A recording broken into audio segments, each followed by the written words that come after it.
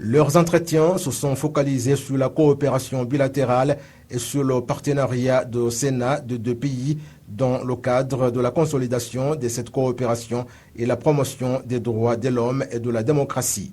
L'ambassadeur Peter Vroomen indique que les commissions permanentes du Sénat rwandais ont les mêmes attributions que celles de l'ambassade des États-Unis au Rwanda, car ils se focalisent sur la paix et la sécurité, le développement économique, la démocratie et les droits de l'homme. Il félicite le leadership du Rwanda, particulièrement les efforts fournis pour promouvoir l'unité et la réconciliation au cours de 25 dernières années. Les réalisations du Rwanda 25 ans après le génocide perpétré contre les Tutsis sont essentielles sur la réconciliation et la reconstruction de l'identité rwandaise. Je suis persuadé que le monde devait s'inspirer de ce modèle. Nous suivons de près cela et j'ai beaucoup gagné depuis mon arrivée au Rwanda. Le Rwanda et les États-Unis entretiennent déjà une excellente coopération, notamment dans la santé, particulièrement dans la lutte contre le VIH, dans l'éducation, l'économie et dans le domaine de la sécurité.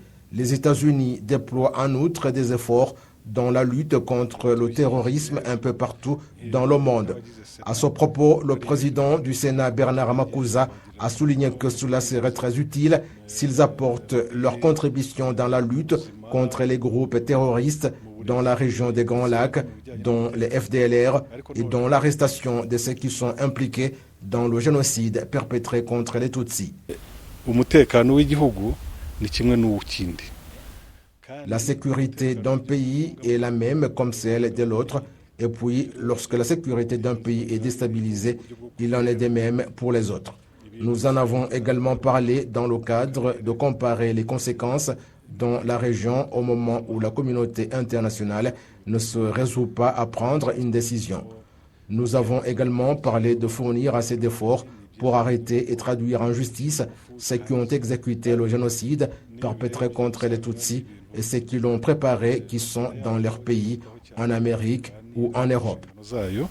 natwe tukaba tubifite mu nshingano ku bijyanye n'amahame remezo twasanze duhuza rero mu byerekeranye n'inshingano.